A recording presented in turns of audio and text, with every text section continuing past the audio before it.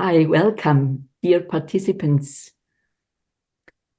Welcome to our first session of a series of webinars organized by ELIANT. And we hope that we can contribute in our time, which is so full of phenomena of disruption, polarization, and even readiness for war, that we can contribute to concepts, to ideas, by sharing experiences, what we can do to promote in Europe, but also, of course, beyond Europe, to a culture of peace, to a new understanding of the human being and its developmental potentials. My name is Michaela Glöckler. I'm the current president of the Alliance ELIANT, and I'm very happy to introduce today Rolf Heine as our main speaker. He is a nurse and highly experienced in nursing education, but also over many, many years in all fields of practice. And he is the current president of the International Nurses Association. And in this function, he represents within the Anthroposophic medical movement the field of nursing. So welcome, Rolf. And I would be very glad if you could maybe start what you want to share with us with the reason why did you choose for your professional life, which is now more than 30 years, the field of nursing. As a man, you know, it's more a women's profession, but you choose it as a man.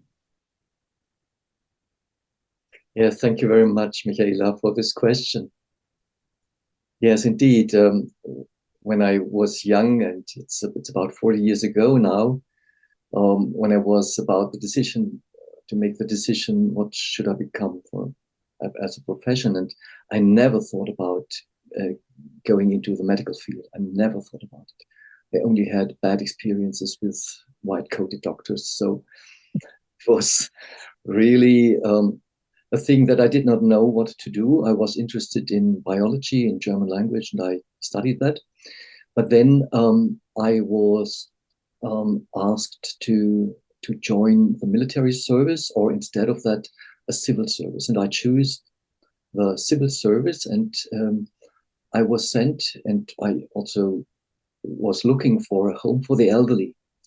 And there in 1.5 years, I really found the first time in my life to do something really meaningful, not only something for myself and for what a child or an adolescent wants to have from life, but I felt that it is really needed and that I could really unfold a lot of potentials in caring for people from in advanced age with a lot of diseases. And I felt that it was much more effective to care for them in their daily lives by helping them in their daily body care, in walking, in talking, and what life means, than all the colored pills they took for this or that and or against this or that. And then after that civil service, I decided to study nursing, and then I found an Anthroposophic nursing college at the Filter Clinic, and I did my training there. And since that time, I'm very much connected with Anthroposophic nursing, this very special mood of and attitude of nursing, and also a lot of skills that can be learned in a more holistic understanding of caring and nursing in that school, in that college. Can you describe a little bit more what are the added values when you compare the mainstream system of nurses education with this anthroposophic nursing education you witnessed at the Filter Clinic Hospital? Yes. It very much depends on how we look on the human being, and to look on the human being not only as a person that has a disease and is in a special challenge of his life, but to understand what life is.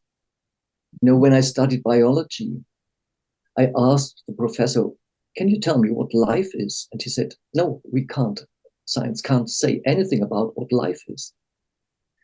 And so I found really a new concept of what life is and how to study life in human beings. And life is expressed in human beings in a very special way. And I learned about the role of warmth, the role of touch, the role of also a lot of external applications to treat people in a holistic way, in that anthroposophic way of nursing. And that is very different from modern nursing. In modern nursing, we are in many cases only just working on the protocols of what the hospital and the disease demands. But can you share a bit more? What would be then the role of nurses in the hospital if they are qualified in that holistic way and really know all the needs of the patient?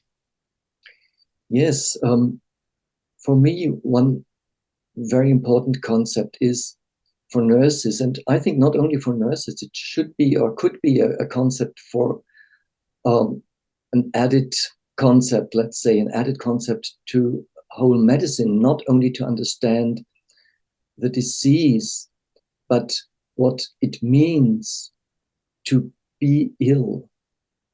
And that disease and being ill is a possibility of being a human. Mm-hmm. It is not just something to get rid of, but to live with. And that was my very first experience in the home for the elderly, because age and death is not a disease. It needs care.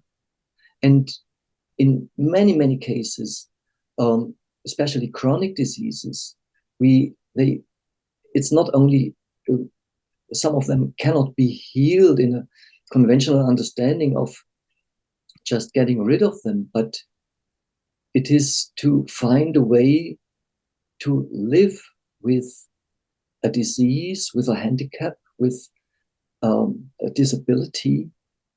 And nursing helps to integrate the disease into our life.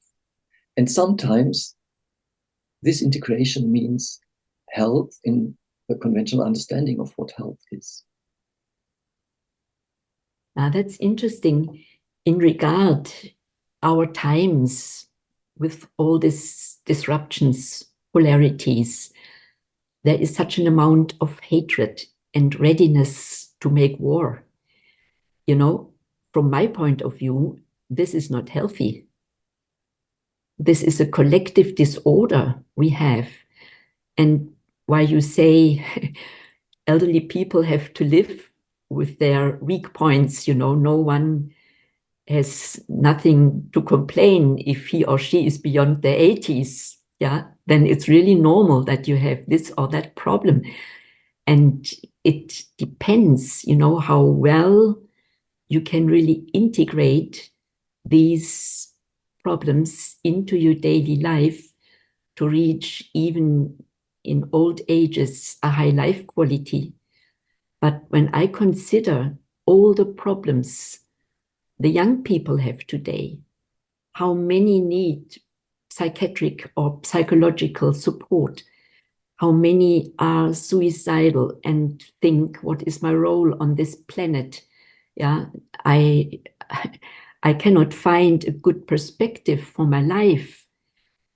So I must say this collective disorder we also have to integrate in our lives and find ways to transform that, to wake up, to, yeah, or how would you say we can integrate these problems in a constructive way, that it draws us not down, but that it stimulates our desire to work for a change, for an overcoming these negative tendencies? And what role do you think can we give the field of care? What can we learn from your subject in order to develop another attitude? You know, a human life without problem is not thinkable. We all have more or less private or social or whatever problems. So when we look in the wider world, we see so many problems. And when we have empathy, these problems are also our problems. Yeah. So I would say we really are in a crisis. We live not in healthy circumstances. And what would be your advice when one would listen to you? You know, what would you share to those who lead today our society? Yes. I think I just take the perspective from the medical field, from a hospital, for example.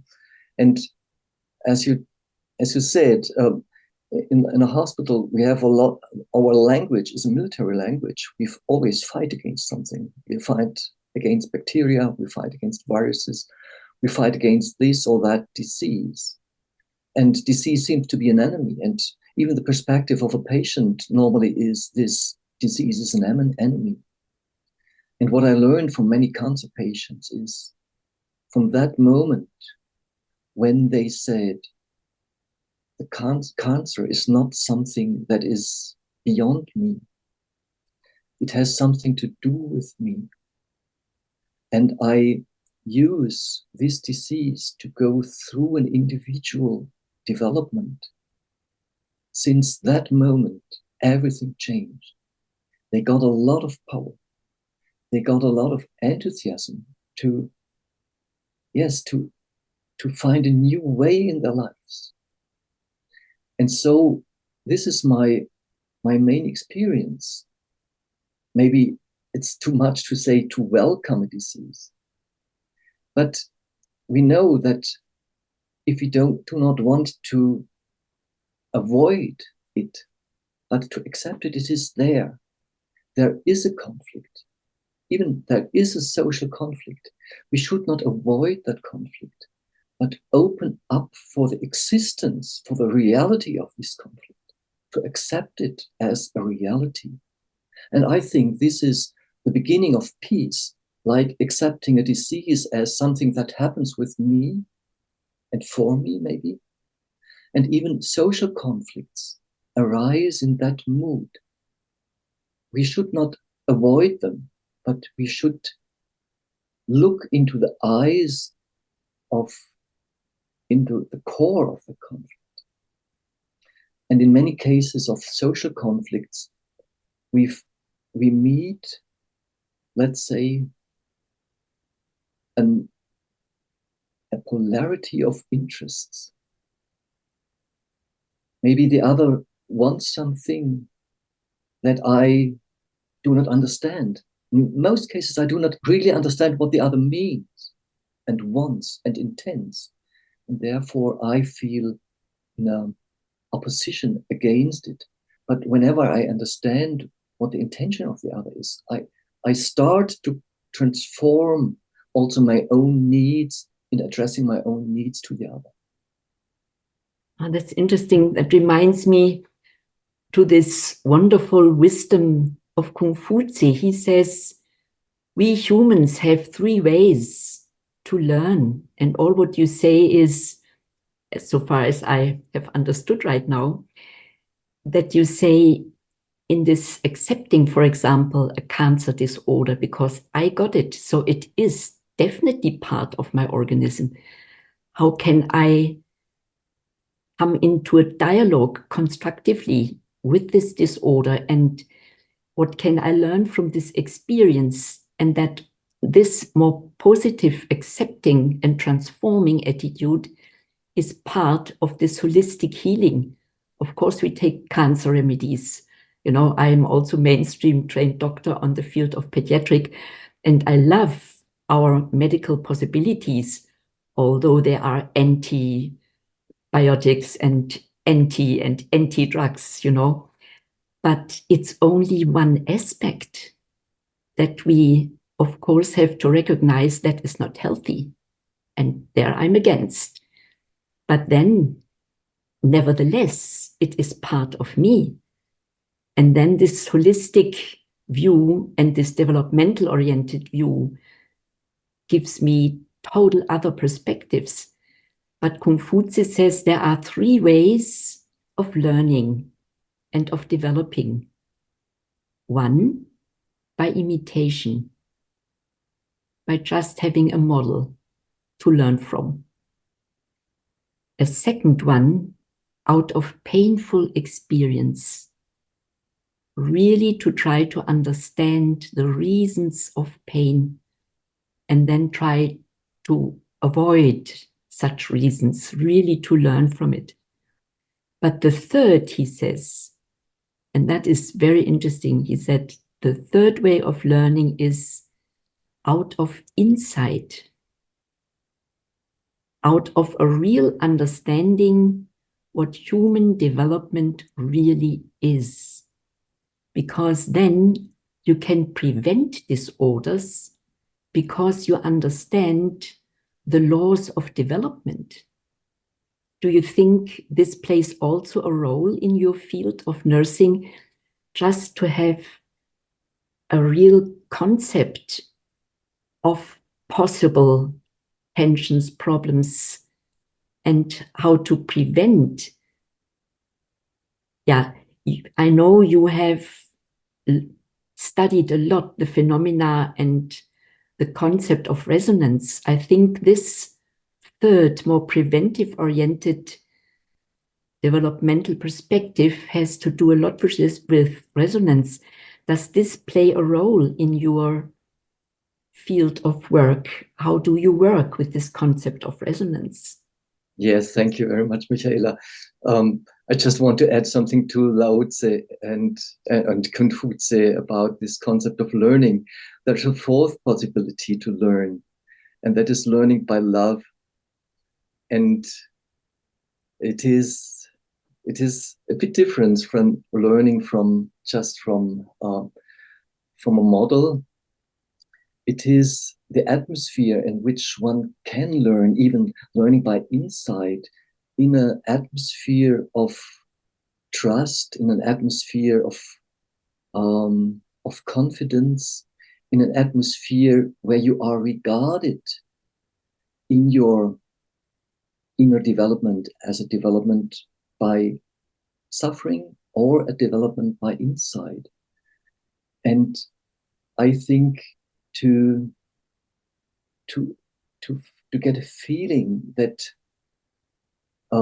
learning is something that can really grow, and inner development can grow in an atmosphere of love. That is something that could be in the field of caring, to enable those learning moments. Mm-hmm. And this has something to do with the concept of resonance, which is now formulated by Hartmut Rosa and Thomas Fuchs and others. And this concept, it has really something to do with it, because we learn, or the first thing is that we feel something is approaching us, something is demanding us, and a disease, or even something beautiful.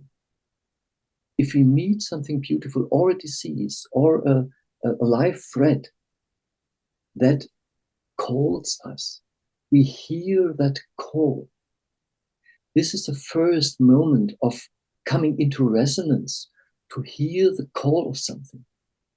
And that is in terms of what we talked before, that is accepting the disease as it is. If you just reject it, if you want to get rid of it, we cannot listen to what does the disease ask me for. And the second step of coming into resonance is that we feel we have an inner ability to cope with it. We have an answer to that demand. Maybe we have not the solution for the problem, but we feel the interest that we can engage in something. That is the most important concept in anthroposophic medicine and nursing, that we help our patients to find something to have a possibility to feel active in a process that used to be a passive one, being ill, being patient, not only to be patient, but to feel I can do something. My body can do something. In my body, in my soul, in my spirit, there are forces to help. That means I come into resonance not only by the demand of the disease or the conflict, but I feel myself strong enough to find an answer. Mm-hmm. And thank you very much, Rolf. Our conversation time is already over, and maybe we can continue if there are no questions from our audience.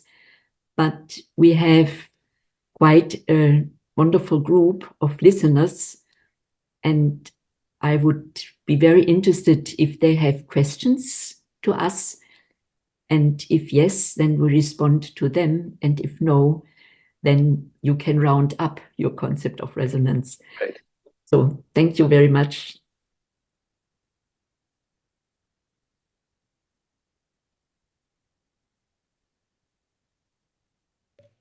We have no concrete questions at the moment. Yeah, then we can continue and have a little more time. So far as I have understood you, also with this concept of resonance, it is finally all about development. Because if we don't accept something, then we remain as we are. We don't change, we don't transform. We just want to repeat how we are. Yeah, and when we are honest, crisis, illness, problems are huge calls to wake up and to learn more, to change, to transform. How do you see that? Maybe you can round up a bit your concept of resonance, how you see it in nursing, and also for humanizing our actual medical system. You mentioned the third concept of this of resonance, and that is transformation. Mm-hmm. Interaction between the demand from the disease, from what we observe, and our inner answer. This starts a process of transformation. Coming into a dialogue changes us. Our dialogue will change us. And so that is most important to start in any conflict conversation. Because without conversation, everybody remains in its position. And this is so much needed also in these times of wars, where we meet wars everywhere, that the human ability to communicate is a cradle of peace. That is a moment, a possibility any human being has, that we are able to communicate, that we can come into a conversation and we can come to compromises. To find a compromise that is not only the middle in between two opposing polarities, but it is to find the good for both of us. And this ability to find compromises is also crucial for solving conflicts. And the third is to care for the other and to care for the common house. We live in only one world. We live in that continent Europe with this special culture. And it is our continent, it is our culture we can care for. We can invest a lot of love and developmenting powers into that. Yes, and the fourth aspect of this concept of resonance is that we cannot expect it. We cannot make it.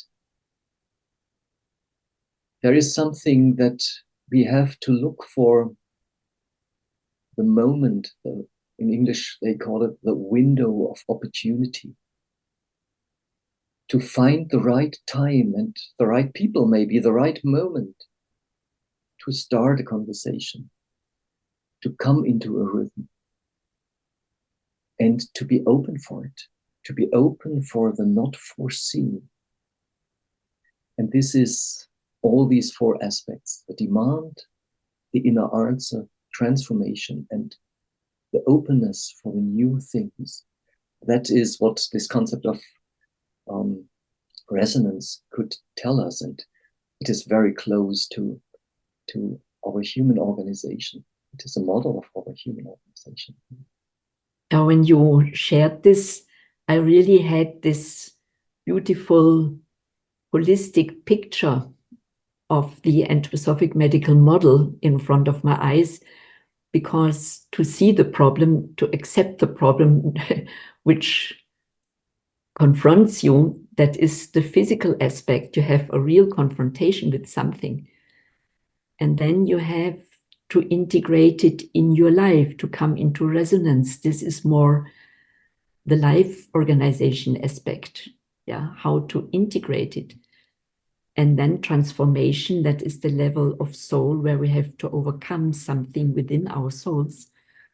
And then finally, this new insight, this new form of identity you reach, that is then this, what you name, compromise, that I can include in my own identity, even something which I hated before, because I understand its mission, its meaning, and its role, that it helped me to transform, so I cannot be against it anymore.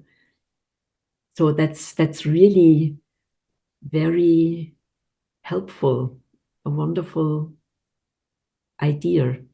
Thank you, Rolf. Maybe would you like to say something as a sort of farewell to our audience? Yes, of course. Thank you very much, Michaela, for your question that inspired me very much. And yes, and now it would be the question how to start that inner transformation process to become an individual that can carry, that can create peace. And that would be maybe a next conversation between you and another one. And yes, I think this is the very beginning of peace, to make ourselves ready for peace. Yeah, and for me, this, what we shared,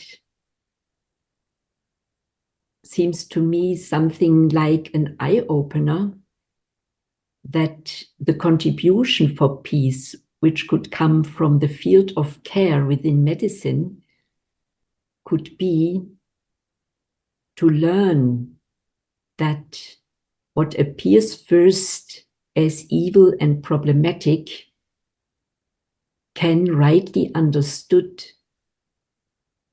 become definitely an inspirator for transformation, change, and development. And what I understood when I was young, not so good when I read in the gospel, we shall love our enemies. Yeah. But now I understand more and more throughout my life that love starts with understanding, with accepting, with integrating, and finding the role even of disorders, that they have a role to play within the human development. And we will have as more peace in the world, I'm sure, the more we have this desire to understand even those who think the opposite of us, and really try to understand why is this so, and then find a way to learn from one another and to find a common solution. Yeah, thank you. And thank you also for those who have listened to this. And we will continue with this attempt to give short contributions towards a culture of peace. Goodbye, and all the best for you. Goodbye.